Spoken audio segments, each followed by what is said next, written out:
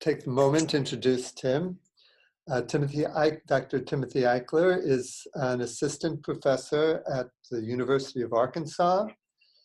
His research includes focuses on extratropical and tropical cyclones, their potential change with climate. And when Tim was here and we wanted to know anything about potential hurricanes all around the world, Tim would be the person to ask. So I don't know if we can ask you about future hurricanes with the same degree of confidence, but thanks for joining us. Thank you, David. I don't think there's a lot of confidence with the future of global warming and hurricanes, but I'll give you some perspective on it. So can you all see my screen? Just want to make sure everyone can see the screen. We don't see it yet. Ooh, I hit share. Let me try again. It could be behind. No, that's our presentation here. We have to do something. No. Okay, hit share. There Yes. we go. That's ours. That's ours. Try again. Should I hit share again? Yes. Let's try that. Okay, hit share again. Do I hit start video? Maybe that'll help. No, I can do that. Okay.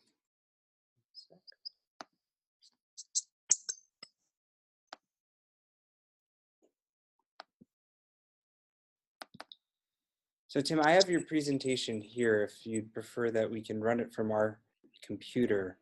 Did you have my most up-to-date one I sent last night? No. If that's the case, that's fine. No, I have an older version of that. Ooh.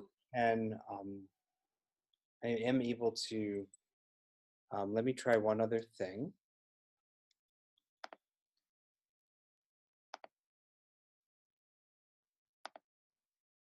Tim, now try to share. Okay. I hit it again. Does it come up on your screen? I just see talking the innovator. I see it. Let's see if I hit desktop. That doesn't do anything. Now I see yours. Now it's come through. Okay. How about if I pop that up? You see that? Yep, I do. Yep. Yay.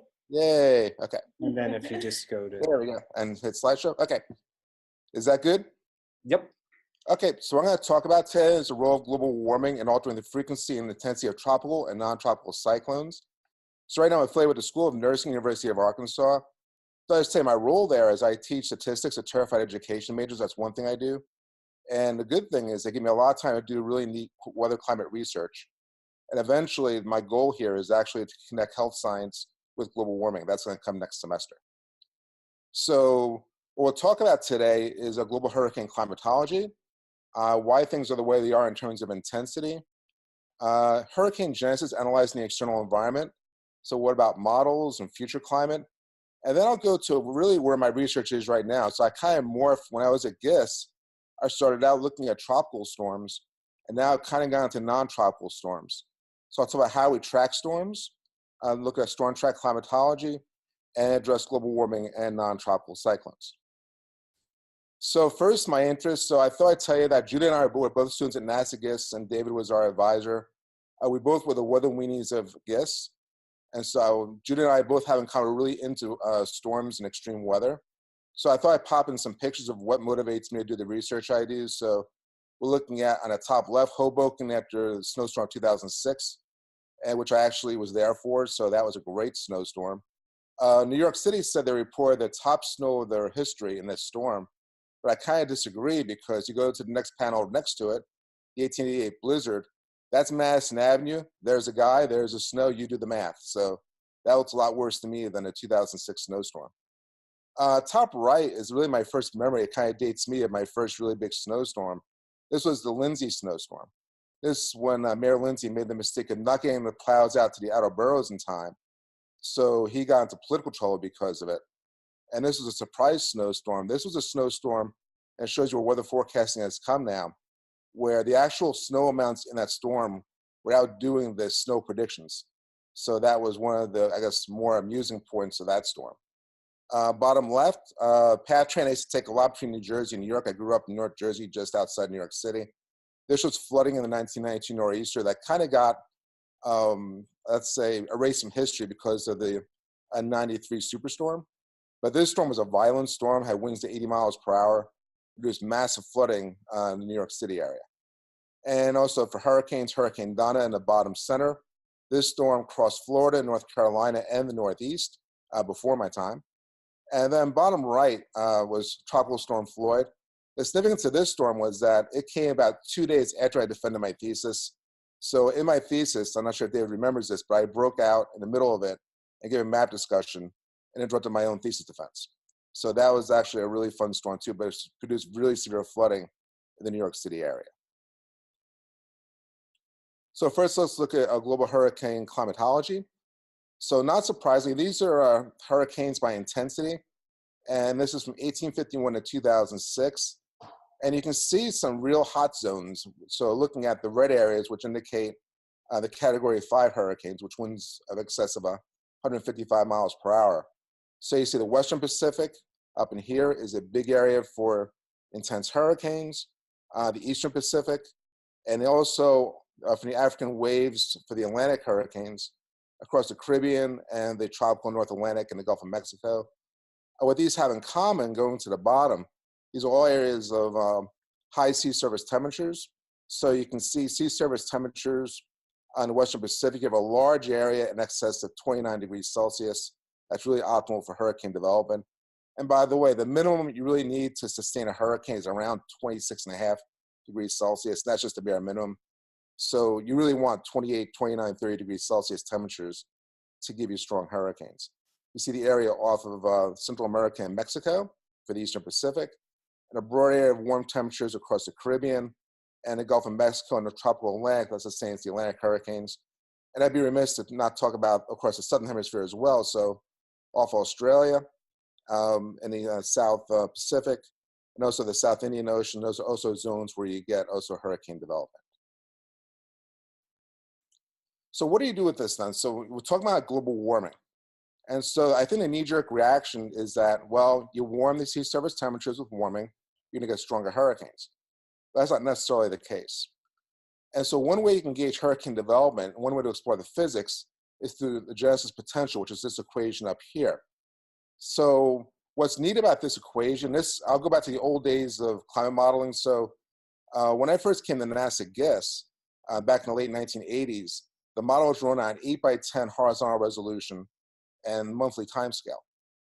And so even as I was there until the 1990s, or through the 1990s, eventually we got to 2x2.5 horizontal resolution, which is still really coarse for hurricanes. So instead of addressing actual hurricanes in the model, which the GISS GCM was not producing, you could look at the environment, and that's what this equation does. So looking at the Genesis potential, and without going into great detail, I'll just talk about the terms that are important. So the Genesis potential is a function of the absolute vorticity, which is nu, relative humidity, which is H, a potential intensity of hurricanes, which I'll show in a second, which is this V sub potential, and then the wind shear, which is V sub shear. And so all these play a role into hurricane development. So here's a paper by Camargo et al. 2007. And what's really great about doing this and looking at these equations, you can break down the Genesis potential into its physical components. And so what this plot shows, where you see here as A, B, C, and D, this shows the Genesis potential El Nino minus La Nina. And what you can see is, and let's focus on two areas. One is the Eastern Pacific right in here, and the other is the tropical Atlantic. So the Eastern Pacific, what you see is that the Eastern Pacific hurricanes during ENSO, low vertical wind shear plays a big role in ramping up the hurricanes in the Eastern Pacific when you have El Nino versus La Nina. However, for the Atlantic, there's two things that are really seen most important. One is vertical wind shear. So the blue here over the Gulf of Mexico into the Caribbean indicates a decrease in potential due to increased wind shear, which is detrimental to hurricane development. The other, if you go down to relative humidity, you can also see a drying in here. So the drier atmosphere and high vertical wind shear choose less hurricanes during El Nino. This does not say, however, just as, here's my weather weenie part coming out, it doesn't mean that when you have an El Nino, you will not get a strong hurricane. My favorite example of that was Hurricane Andrew in 1992 during an ENSO year, but it occurred during a small window of opportunity which is optimal for hurricane development, and this is a hurricane that devastated South Florida. And there you see at the bottom the genesis potential, El Nino minus La Nina. So you see the Caribbean and the Gulf of Mexico highly unfavorable, and the Eastern Pacific generally favorable. So in addressing global warming, this is a work by Dr. Greg Holland and Kerry Emanuel at MIT. So how strong could a hurricane get? So we're going to look at the central pressure, which is P sub C, is equal to the pressure at the radius of maximum winds, and times exponentially e to the minus V sub m, which is the maximum wind, and then R sub V is just the gas constant, dry air gas constant, and T sub S is sea surface temperature. And when you plug in the climatological SSTs, which is what he did, and you can look at the general potential of hurricanes, you can see obviously we have the warmer SSTs in the Caribbean. Your potential goes below 900 millibars. And these little crosses here indicate observed hurricanes that occurred. So for example, 892 millibars just north of Cuba, that was the 1935 Labor Day hurricane. 888 was Hurricane Gilbert. Western Pacific, the same thing. So once again, you see areas where you have, you see a really good correlation between the high potential and also the extreme intensity of hurricanes. Now, what's interesting about this kind of addresses more the thermodynamics, but a couple of things to note, and I'll bring my synoptic knowledge into this. One thing, if you notice as you go north along the East Coast, how the potential decreases rapidly to 1,000 millibars or greater. And if you didn't know better, it almost would indicate that off of North Jersey, off New Jersey, off of New England, you would think you have no potential for hurricanes. However, what happens, and it's happened many times in history, is that hurricanes that come out of the tropical Atlantic accelerate northward ahead of a trough. When they move really fast, they have no time to feel that cold SST, so they actually stay pretty strong going up the East Coast. So this doesn't quite address these kind of factors. And wind shear, like I said, is another big one. So you can warm the oceans all you want, but if you have a lot of wind shear, it's going to be very hard to sustain a hurricane, no matter how high your SST is.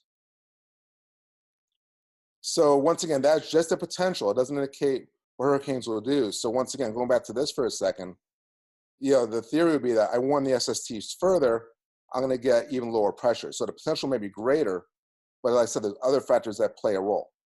One of those is wind shear. So looking at, you can have two kinds of shear: speed shear, where the winds will increase or decrease rapidly with height, and speed shear, you're going to get the vertical structure of the storm will get disrupted as the upper part gets blown off the lower part. So often you see this with hurricanes.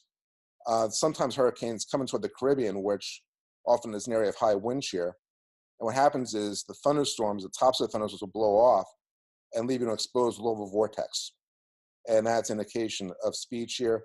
Directional shear is also a big one. So in the bottom right is directional. So high directional wind shear.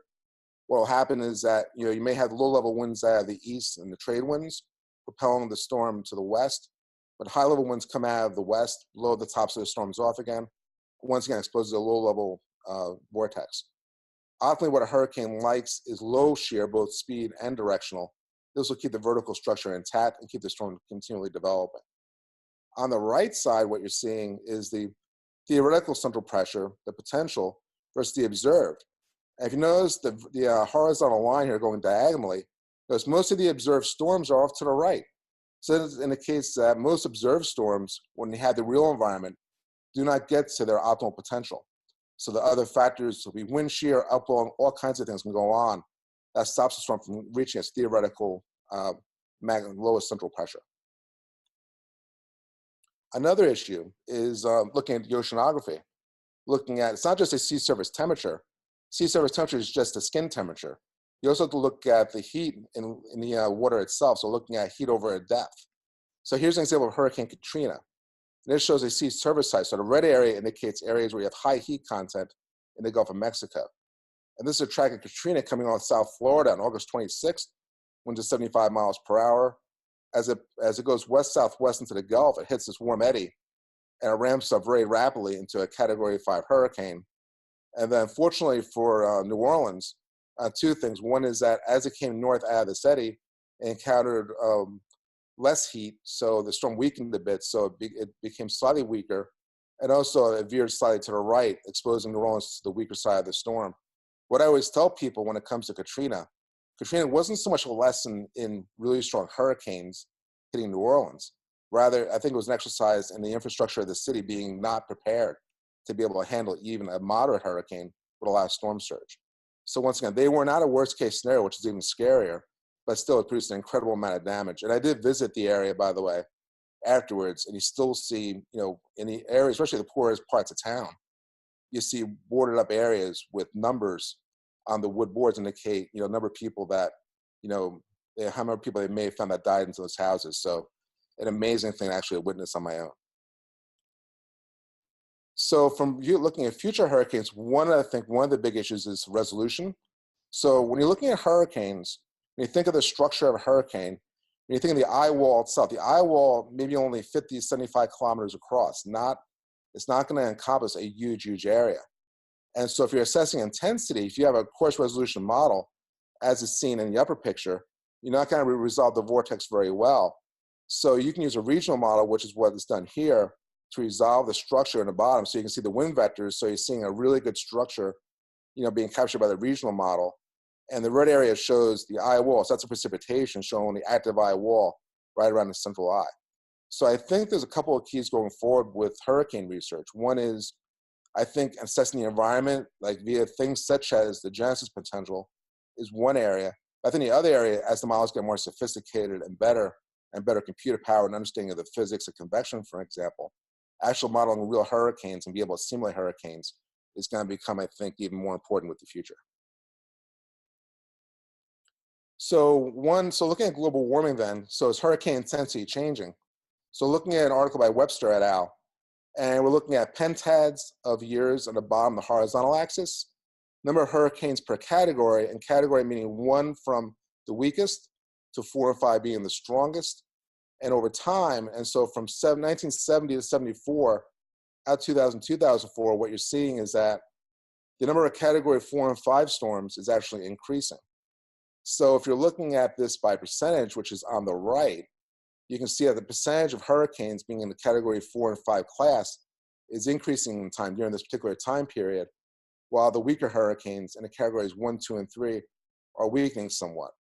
And the table on the bottom, so one other thing I want to stress here when talking about hurricanes and global warming is that you cannot be Atlantic-centric. So it's not just one basin. You want to look at a global picture. Each basin, as I'm going to show you in a second, has different physics for how hurricanes develop to begin with. See, so it's not just a general problem where you can just throw warmer SST at it and say you're done.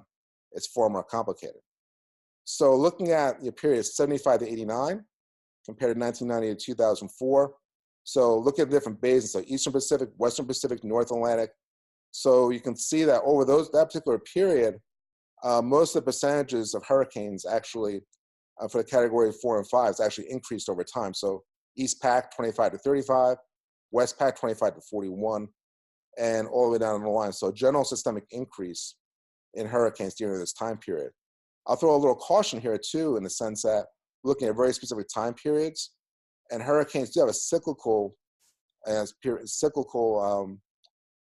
graph to them. So especially, I'll show you the Atlantic, where you have to be very careful about the time periods you actually choose. So here's something fun I found the other day. So a couple of things I mentioned. So one thing is wind shear. So my research when I was at NASA GIST, I was looking at ENSO and global warming. And I found that the frequency and intensity of ENSOs tend to increase as you warm the planet. And this would create a quandary for Atlantic hurricanes, because what happens during El Niños is they get increased wind shear. So you're going to get warmer Atlantic SSTs, but also increased wind shear, which will tend to mitigate the hurricanes. So I found this paper in Nature. This is a paper done just a few months ago by Yen et al. And this shows actually, so I mentioned time periods being important. So looking at, here's another perspective, looking at the hurricane density. So this shows the hurricanes in 2001, 2005, which is a very active period, versus 11 to 15. And this is category 3 and above. You see quite a reduction in the number of category 3 and plus hurricanes. And at the bottom, we're going to look at the Atlantic major hurricane number over time from 1945 to 2015. And the red dashed line is a little past 4 just to smooth the data out. So you can see kind of a cycle to this, where you're seeing, more intense hurricane, more higher frequency of intense hurricanes in the 1990s and 2000s, similar to the 50s and the 60s, and it decreased since then. And this is something, I never thought of this. That's why I thought that I'd show this. It's really cool. So I'm kind of ENSO-centric when it comes to wind shear. But this paper shows that the Atlantic marine overturning circulation, when it's weak, you tend to get high wind shear in the Caribbean, which would also be detrimental to hurricane development. So this blue area is the main development area, and it would show that if you have high wind shear, you're going to tend to mitigate the number of hurricanes. That makes sense looking at this. And when you have a weak AMOC, what happens is that you get colder SSTs up in this area, and the circulation and changes in response tend to produce an increase in wind shear. So not only do you get ENSO playing a role with wind shear, the AMOC also would play a role. So, if AMOC was to decrease, you've seen the movie, I'm sure, The Day After Tomorrow, which is Hollywood, but, and there's I always tell my students, there's scenes in that movie that still make me laugh. Like the one guy the scientist that went to save his son, took his gloves off when it was like 50 below zero. How he survived with the frostbite, I'll never know. But the premise of the movie is about starting off the AMOC. And if you do that, you may tend to actually produce more wind shear and hence less hurricanes. So this is a nice perspective on the wind shear issue with hurricanes. So now I'm going to morph into mid-latitude cyclones. So this is some of the work I did at NASA GISS.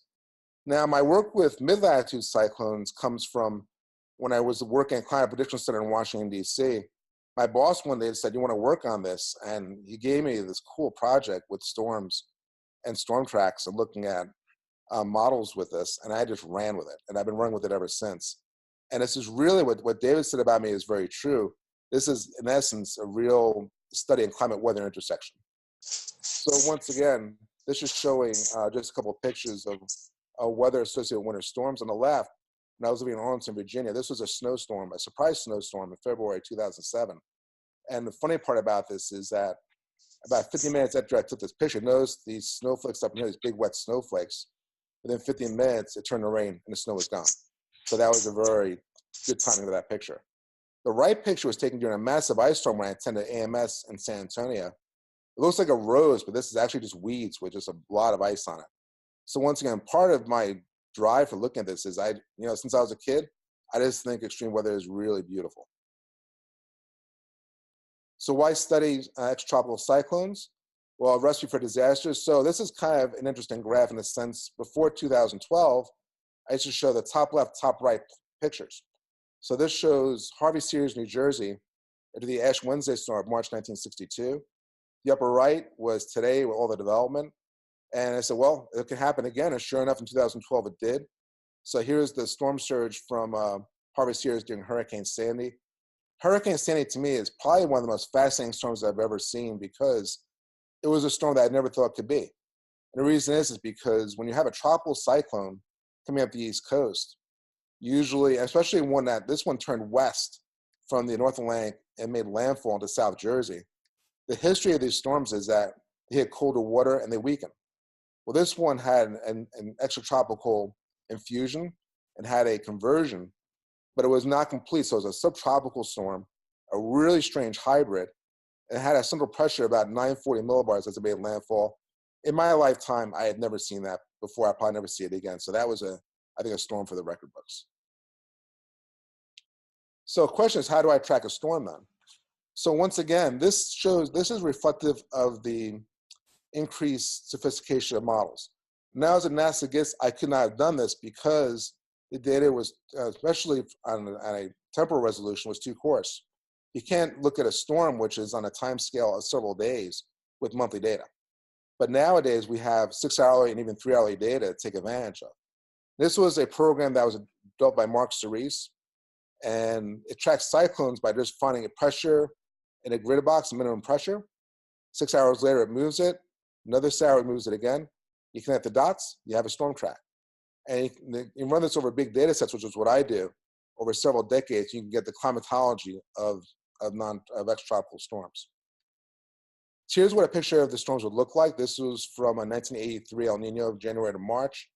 And this is, once again, this is taken from an old reanalysis data set for that particular year. So this was, I think, reanalysis 1, which is much coarser resolution than what I'm using right now. But nonetheless, you get the idea. So what's weather? Weather is each of these cyclone tracks. So purple would indicate, for instance, storms that had pressure between 992 and 972. And the little dash lines here are storms that are less than 972. So each of those cyclones was weather. That's what we experience day to day. The rectangular boxes, though, I put around here, these are the mean storm tracks. That's the climate. So you can see the Aleutian storm track in the North Pacific, and a very strong, in this case, East Coast storm track associated with that particular El Nino.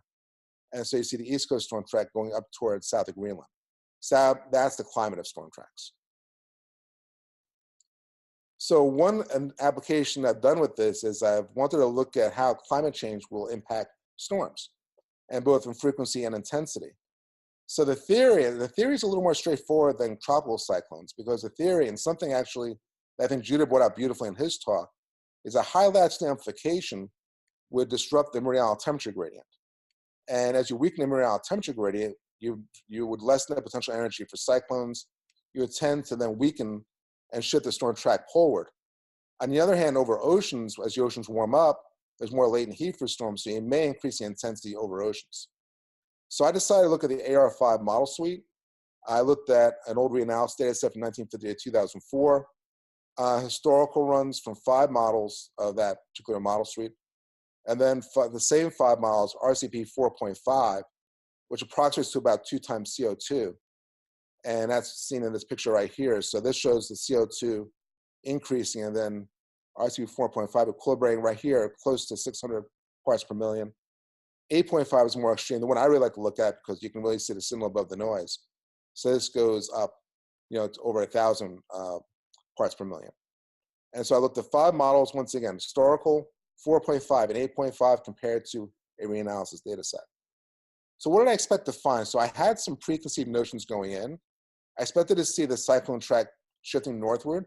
I expected to see the frequency decreasing, particularly in the cold part of the year across the US. I also expected the intensity may increase over oceans. So what did I find? So in the top plot, this is an ensemble mean difference between RCP 8.5 and historical. And this is showing the hatched areas are 90% significant for a 2-tail test. So the top plot is storm frequency. And overall, what you're seeing, especially as you go up across the North Pacific, across southern Canada, and also on the East Coast, you're seeing a reduction in the number of storms, kind of what I expected, and pretty much in tune with what literature will tell you as well. However, intensity, I found something really interesting, and this I did not expect. Looking at the intensity, so blue indicates more intense in the warming, and orange would indicate less intense, which in hatch is significant 90%. So what you're seeing is an increase in intensity across the North Pacific, but a weakening across the North Atlantic. So what was going on here? So what I figured out was that in the North Pacific, let me actually jump to the next picture. So I looked at the surface air temperature. This is for the North Pacific near the Aleutians, and this is off the North Atlantic. So what I found was that although the oceans were warming in the North Pacific, looking at the surface air temperature, you still see quite a big gradient. So you still had good baroclinicity up in this area, plus a warmer ocean that would imply more intense cyclones. But also at Greenland, what happened is that you had a decrease in temperatures down across these areas south of Iceland, east of Greenland. And this would imply then a decrease in temperature gradient here, a reduction in baroclinicity. So a double whammy here for cyclones. So not only would you have colder sea surface temperatures, reduction in latent heat, but also reduction in baroclinicity. So maybe melting of Greenland ice, I wasn't able to look at that, but that's my speculation. And the RCP 8.5 definitely produced less intense cyclones across the North Atlantic. So for intensity, I found a dichotomy, which was that's kind of the fun of research. It was fortuitous. I didn't expect that to happen. So another thing I did was I compared the track intensity distributions to reanalysis. So the blue here is reanalysis. The red is the historical run.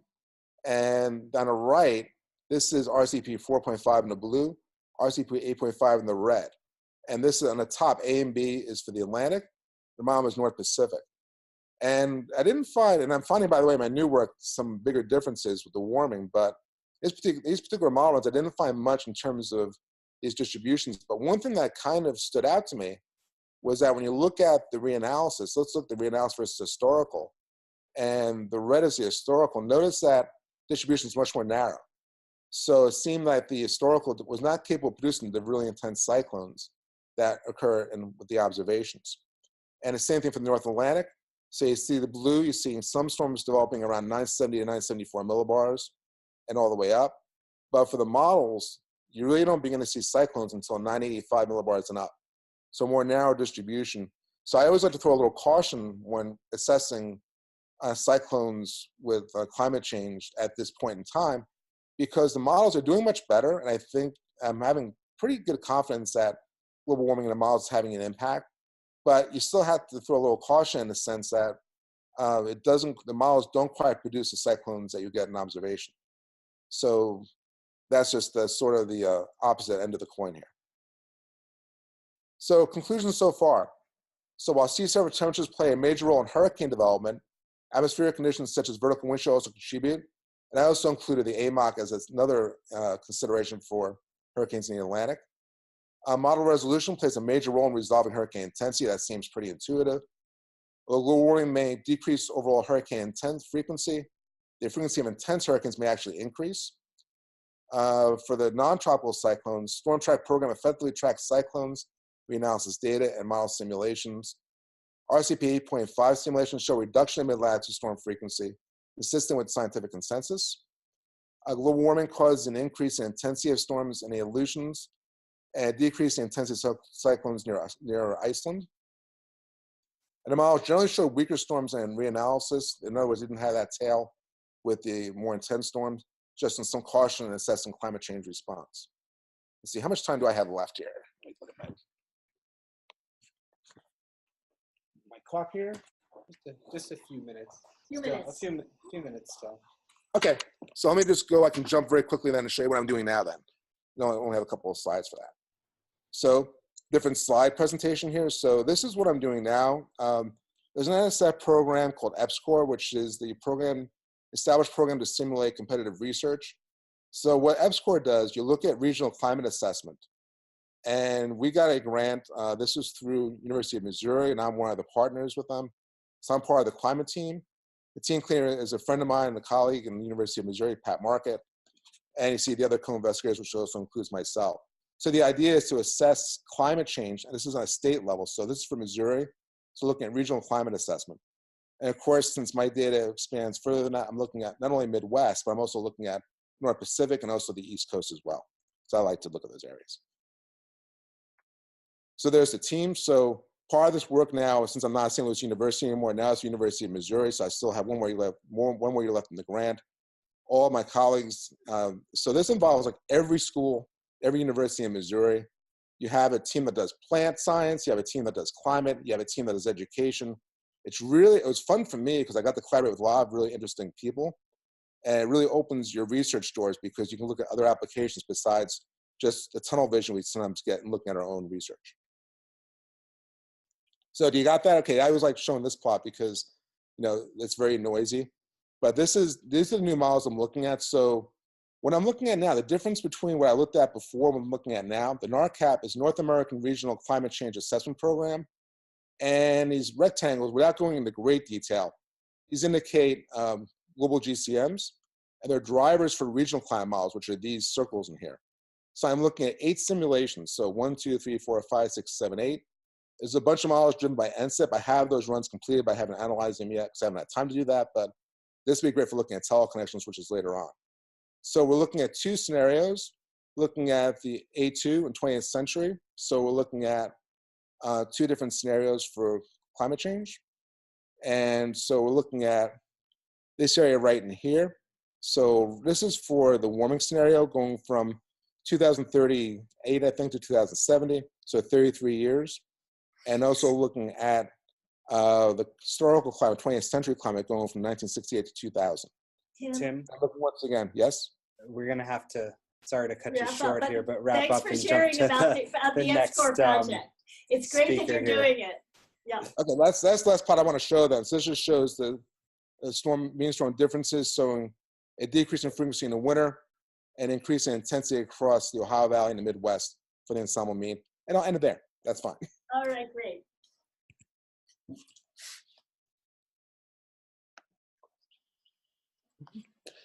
Tim, thanks very much. So this is a comment that I'm asking you to sort of evaluate. One of the things people discuss in terms of the reduced frequency of hurricanes is that as the climate warms and the air can hold more moisture, the lapse rate becomes more moist adiabatic, or the moist adiabatic lapse rate itself becomes less as there's more moisture to condense. So the vertical temperature, the lapse rate becomes more stable. The atmosphere becomes more stable. And they think that, at least potentially in models, is one of the things that can cut down at least the less intense hurricanes. What's your feeling about that? I totally agree with that. And so we're looking at stability, and right now, I think the big change I have seen, and especially in the Hurricane Center, when they're looking at hurricanes, and they mention more and more about the external environment around the hurricane. So in the old days, it used to be, they're going to a warm SST, so all of a sudden the hurricane wouldn't strengthen. Why isn't it strengthening? Because it's surrounded by dry air and stable air. So I think as you increase stability, that indicates another battle for the hurricanes to fight. And on the Basin Pacific, I have some students I worked on Saharan air, so Saharan desert. And when you have dry, Saharan dust gets into the atmosphere. That also is a stabilizing influence. That also can really wipe out hurricanes when you have a lot more Saharan dust. So if you were to increase Saharan dust and create hotter, drier conditions, Sahara with global warming, that could also be play a role with stability and less hurricanes as well. Again, thank you very much.